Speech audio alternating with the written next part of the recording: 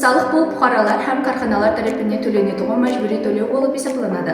Салық мемлекет бюджетін арттырады һәм рауажлануына үлкен үлесін қосады.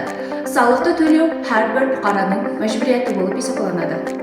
Мемлекет жиналған салықтар арқылы мектеплерде, балалар бақшалары һәм ауруханаларды құрады. Жолдар һәм көпірлер салынады. Ұстазлар, шипакерлер һәм басқа қанегейлердің де іс хақылары осы салық есебінен төленеді. Демек салық жәмиғат үшін пайдалы. Дарамат салығы, жер һәм мүлк салығы. Дарамат салығы ислеуші адамның іс хақынан алынады. Жер һәм мүлк салығы жер һәм үй жер иесінен алынады. Бұл салықлар турадан-тура мемлекет бюджетіне түседі. Салық төлеу бұл ватан алдындағы жауапкершілік. Әрбір бұқара салықты уақытында һәм халал түрде төлеу керек. Себебі салық мемлекеттер күшлі болуына жәрдем береді. Күшлі мемлекет бақыт һәм халық береді. Жұмбақлап айтқанда, салық әрбір мемлекеттің рауажлануында ахметлі орын иелейді.